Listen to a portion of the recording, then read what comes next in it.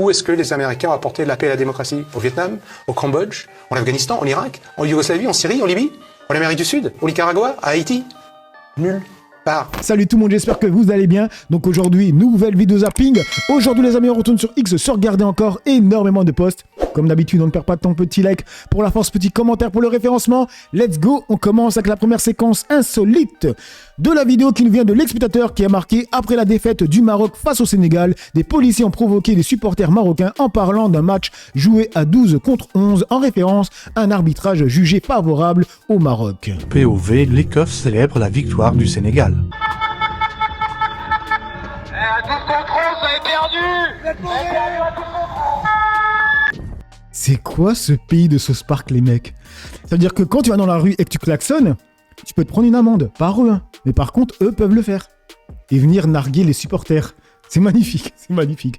Et du coup, on continue avec le compte de l'exploitateur qui a marqué: hier, un supporter brandissant des drapeaux a essuyé une charge violente de la part de policiers avant de perdre connaissance pendant quelques secondes, selon des témoins sur place.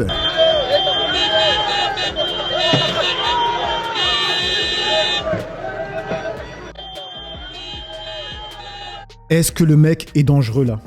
Est-ce que le mec est dangereux? Il a un drapeau, il a pas d'arme. Il vient par derrière, il le défonce comme au football américain. Et là c'est super dangereux parce qu'en fait le mec ne s'attend pas à l'impact.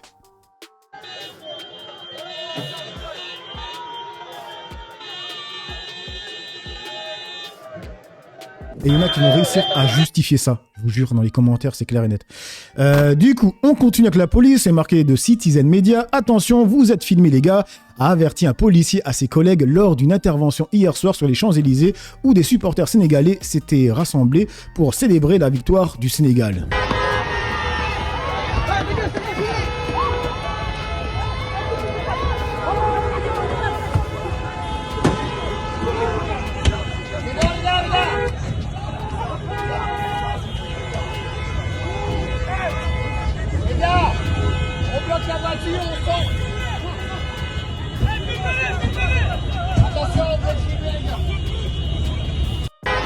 Attention, vous êtes filmés, les gars. Normalement, peu importe s'ils sont filmés.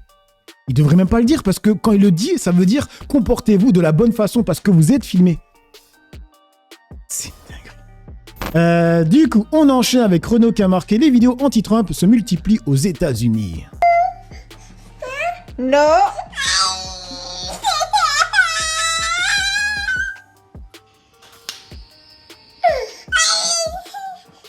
Non. Et on continue avec Trump. Et là, c'est quoi? Alors, Verity France qui nous dit lucidité. Mesdames, Messieurs, une fois n'est pas coutume, je vais vous raconter ma vie. Ce matin, en sortant de chez moi, je suis allé dans un petit bistrot prendre mon petit café noir. Je fais ça de temps en temps. Et un monsieur me reconnaît au bistrot et me dit: ah ben alors là, vraiment, sur le Groenland, les Américains, c'est scandaleux. Il faut vraiment que l'Europe affirme son autorité et qu'on aille au combat avec les Américains, qu'on s'autonomise, qu'on soit indépendant vis-à-vis d'eux, au niveau économique, au niveau numérique, au niveau militaire, parce que là, c'est plus possible, etc. Faut aller au combat. Très bien. J'ai fini mon café noir et je suis monté dans mon bus pour venir travailler. Dans mon bus, je me suis dit: mais pourquoi tu lui as pas répondu? Pourquoi tu lui as pas répondu? Est-ce que vous êtes prêts? Est-ce que votre smartphone demain matin soit totalement inutilisable? C'est facile de dire on part en guerre économique et numérique contre les États-Unis, mais est-ce que vous êtes d'accord pour que vos emails ne fonctionnent plus? Parce que les emails, c'est Gmail, c'est Google majoritairement dans le monde. Est-ce que vous êtes OK pour le principe qu'il n'y a plus de Waze, il n'y a plus de GPS dans votre voiture, dans votre téléphone portable? Est-ce que vous êtes d'accord pour les comptes bancaires soient bloqués? Parce que Visa, Mastercard, c'est pas seulement quand on va retirer de l'argent, c'est des opérateurs qui gèrent les transactions entre les entreprises, les transactions internationales, etc. Donc une partie de notre économie serait complètement gelée si nous rentrions en guerre avec les Américains. Donc ça, il faut juste le prévoir. Je parle même pas d'intelligence artificielle, je parle même pas de Gemini, de ChatGPT, etc. Le stockage des données des entreprises et des données personnelles des gens dans Google Drive, dans OneDrive, tout ça, c'est les données numériques, les photos de famille des gens qui sont gérées. Quand tous ces outils seront bloqués, supprimés aux Européens par les Américains, eh bien peut-être que certaines personnes qui veulent partir en guerre ce matin, y réfléchiront à deux fois. Je dis pas qu'il faut pas le faire, je dis juste qu'il faut peut-être anticiper le truc. Voilà, mesdames, messieurs. Et on enchaîne avec le poste de BFM, ça parle encore de Trump et c'est marqué: sa politique extérieure est celle d'un enfant de 4 ans qui pleure pour obtenir le baigneur vu dans la vitrine et qui le jette 3 jours plus tard dans une malle. Trump se targue d'avoir arrêté 8 guerres en un an, ce n'est le cas d'aucune d'elles. Au mieux des cessez-le-feu fragiles, au pire des combats qui continuent, et nulle part, aucun traité de paix n'a été signé. L'important n'est pas le résultat, mais les bonnes images pour la télé. 3 petits tours et puis s'en va. Sa politique extérieure est celle d'un enfant de 4 ans qui pleure pour obtenir le baigneur vu dans la vitrine et qui le jette 3 jours plus tard dans une malle après lui avoir arraché une jambe. Incompréhensible est la volonté de casser le système international mis en place par les États-Unis depuis 45 ans, que dans un délire paranoïaque, les Trumpistes interprètent comme un complot du monde entier contre leur pays. Incompréhensible, en dehors d'une hypothèse psychiatrique, la condamnation obsessionnelle de tout ce qu'ont fait avant lui tous ses prédécesseurs. Incompréhensible, l'attaque de ses alliés séculaires pour reprendre langue avec les dictateurs en guerre contre l'ordre occidental, le mépris du droit international au profit de ce qu'il appelle sa morale personnelle, la destruction du multilatéralisme et le retrait de dizaines d'institutions qui donnaient aux USA une influence mondiale pour se replier sur leur précaré, d'où ils ne sortent que pour lâcher quelques bombes. Et on continue avec le poste de boulet de canon nucléaire qui a marqué « Les États-Unis détruisent tout et ne reconstruisent rien ». Où est-ce que les Américains ont apporté la paix et la démocratie? Au Vietnam, au Cambodge, en Afghanistan, en Irak, en Yougoslavie, en Syrie, en Libye, en Amérique du Sud, au Nicaragua, à Haïti? Nulle part. Et pourtant, si vous prenez un livre de William Bloom qui s'appelle Killing Hope, Tuant l'espoir, il liste toutes ces guerres, toutes ces politiques d'ingérence où il n'y a jamais eu de démocratie. Où est la démocratie aujourd'hui apportée par les Américains en Irak? Sur les ruines de l'Irak est né l'État islamique. Les Américains ont financé les Moudjahidines en Afghanistan, qui sont devenus des djihadistes, qui sont allés se battre contre les Serbes en ex-Yougoslavie et qu'on retrouve aujourd'hui dans nos capitales européennes. C'est tout le contraire. C'est le règne par le chaos. Moi, je veux bien croire que les États-Unis apportent la démocratie, mais il faut apporter des preuves. C'est tout le contraire. Et nous les suivons, et donc du coup, nous connaissons la suite de l'histoire. Parce que derrière, si les Américains, au bout d'un moment, n'arrivent pas à contrôler une position, ils vont se retirer. Mais qui est-ce qui va devoir ramasser les pièces détruites, les nations détruites, les peuples décimés? Donc nous allons payer ce prix, nous, Européens. Et je rappelle que cette guerre en Ukraine concerne les Européens. Ça nous concerne. Elle peut s'étendre, elle peut quitter les frontières de l'actuelle Ukraine et déraper dans un conflit qui dépasse largement l'Ukraine. Et les Américains sont là, pour le coup, très loin. Du coup, ça dit quoi dans les commentaires? Dit-elle en utilisant Android ou iOS et X avec la pastille, la cohérence, la cohérence. Oui, tout est vrai, mais on les a suivis parce qu'ils nous ont un peu beaucoup aidé à nous débarrasser du fascisme en 1944. Et on continue avec Alerte Info avec Trump, c'est marqué archive, quand Donald Trump a bousculé le premier ministre du Monténégro lors du sommet de l'OTAN en 2017.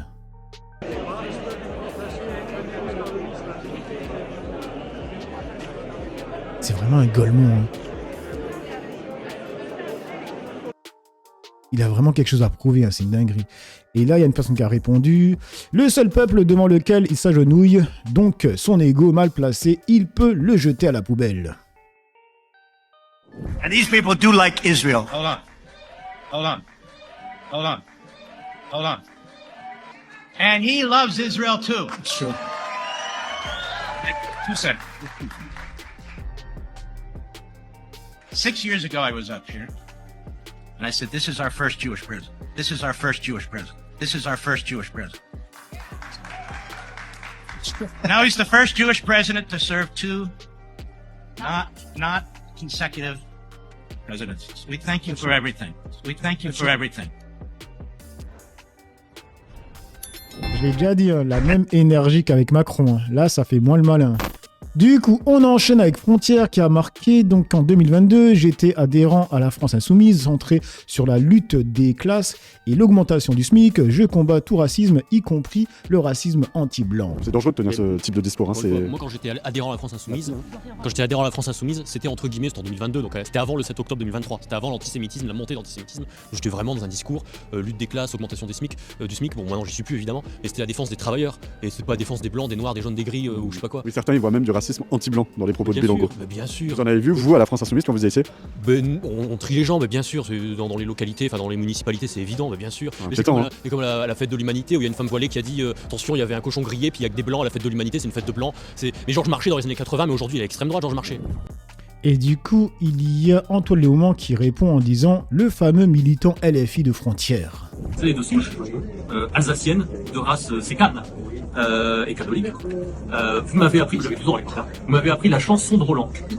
Il y a que le son, on connaît pas forcément. Ah non, bien sûr. Donc essayons les autres, ou un autre, je sais plus.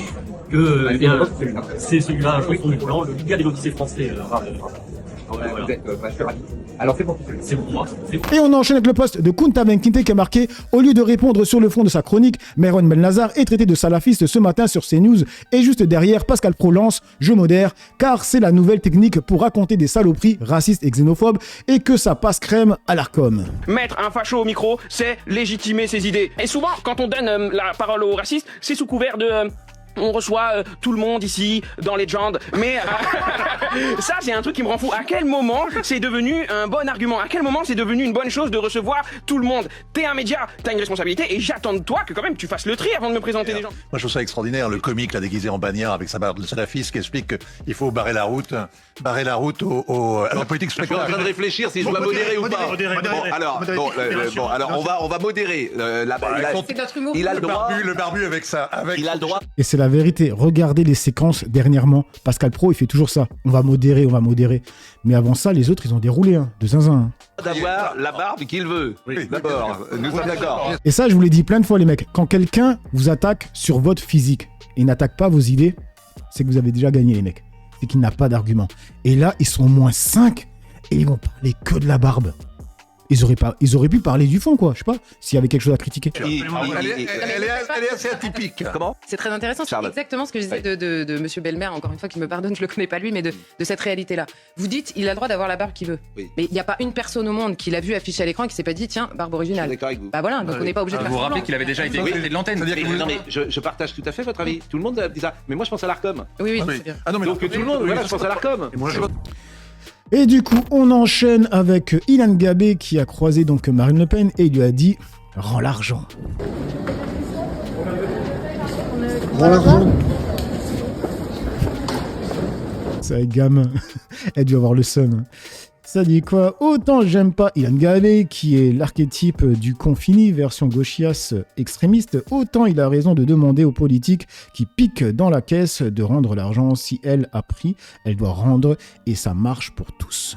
Ouais. Et on enchaîne avec le compte de Kunta Kinte encore, et c'est marqué « Apparemment, l'ex-gigolo Julien Audoul a tenté ce matin de mentir et de minimiser sa culpabilité devant la juge de la cour d'appel, et la juge lui a ressorti les SMS qu'il avait envoyés à Marine Le Pen. Bref, lui, il est foutu. » Et quand on a Julien Audoul, prenons le cas de Julien Audoul qui est resté à la barre ce matin pendant des heures, qui vient dire « Voilà, je regrette infiniment, je ne savais pas trop, j'ai pas vraiment travaillé pour mon eurodéputé, mais quand même j'ai travaillé un peu. » La présidente lui met devant les yeux les preuves, les unes derrière les autres, qui viennent démontrer qu'en fait sa ligne de défense ne tient pas. Quelle preuve? Je vais en citer une. Julien Audoul, il a écrit à Marine Le Pen un jour pour lui demander d'aller à Strasbourg au Parlement européen pour rencontrer l'eurodéputé qu'il était en train d'assister, sauf que ça faisait déjà 4 mois à l'époque qu'il était censé l'assister. Ça prouve, en tout cas selon l'accusation, qu'il ne travaillait pas pour le Parlement européen, mais bien pour le parti Front National. En tout cas, c'est vraiment ce qui ressort des premiers interrogatoires qui ont eu lieu ces derniers jours. Et si on raconte la teneur vraiment des échanges entre les prévenus et la présidente lors de ces interrogatoires, il y avait donc Nicolas Bay hier qui était eurodéputé mais aussi conseiller spécial de Marine Le Pen, et Julien Audoul donc qui était eurodéputé et secrétaire général du parti, et Julien Audoul ce matin qui était assistant parlementaire et conseiller spécial de Marine Le Pen, et donc ils ont appliqué la nouvelle stratégie, l'inflexion qui est de dire on reconnaît peut-être les faits mais pas l'intention, et là la présidente vraiment à chaque fois va vers eux en disant vous ne pouvez pas dire ça, mais soyons sérieux une minute, c'est une réponse de Normand. Elle ne délâche pas la présidente, en effet elle connaît très bien le dossier, Vincent l'a dit, elle a des questions très précises sur des emails qui ont été envoyés, s'il faut les relire, on les relit, elle prend bien son temps, et c'est un interrogatoire qui est vraiment cousu de fil blanc pour arriver parfois à coincer en effet les prévenus sur des arguments qu'ils avancent et qui finalement peinent à être défendus. Et c'est ce qui attend Marine Le Pen cet après-midi. C'est accablant. Franchement, les mecs, quand je vois ça, je me dis, en vrai de vrai, des personnes d'en bas qui votent pour le RN, ils votent pour eux parce qu'ils se disent que c'est le seul parti qui vont tacler les personnes d'origine étrangère. Parce que quand tu vois qu'ils tapent dans les caisses, qui ne votent pas de loi pour le petit peuple, et qui votent que des lois, en tout cas, qui signent des lois pour les grands patrons, à un moment donné, tu te dis que ces gens-là, ils votent pour eux juste pour ça. Et on termine avec le vampire, comment il s'appelle, BHL, tout simplement. Donc c'est vraiment un mec assoiffé de sang, donc c'est marqué. Devinez qui est encore à la télé pour demander à Trump de faire encore une guerre. J'espère, je prie pour qu'il n'ait pas reculé, et que sur ce point, peut-être cet attentisme obéisse à une stratégie secrète et à une ruse. Je prie pour cela, parce que sinon ce serait terrible. La plus grande démocratie du monde, qui dit au peuple iranien, descendez dans les rues, prenez les institutions, prenez l'appareil d'État, mémorisez bien le visage et le nom de vos bourreaux, parce qu'on arrive. Et puis, il ne se passe rien, c'est une responsabilité historique terrible. Rappelez-vous Barack Obama, en Syrie autrefois, qui dit à Bachar al-Assad, attention, il y a une ligne rouge, si vous la franchissez, vous allez voir ce que vous allez voir. La ligne rouge, les gaz chimiques. Bachar al-Assad franchit la ligne rouge, et puis finalement, il ne se passe rien. Moment terrible. Il laisse tomber la France, Barack Obama. Et il laisse tomber François Hollande, dont les avions étaient prêts à décoller. C'était le 29 août 2013. Mais c'est à peu près du même ordre. Si jamais les États-Unis vraiment n'intervenaient pas, ce serait du même ordre, empire. Là... Alors les mecs, je vais préciser une chose, bien sûr il faut aider le peuple iranien, bien sûr. C'est juste que quand on voit BHL, à chaque fois que ça sent la poudre, à chaque fois qu'on sent le sang, ce mec il a la bave au coin des lèvres, c'est incroyable. Il adore ça en fait, il adore ça de loin, bien sûr. Bref, donc voilà les amis pour cette petite vidéo zapping réaction. Dites-moi ce que vous en pensez dans l'espace commentaire, dans la joie, la bonne humeur, sans insulte, comme d'habitude. N'oubliez pas le petit like pour la force, le petit commentaire pour le référencement. J'ai assez parlé pour le peu que j'ai parlé à vous décrire. Ciao tout le monde.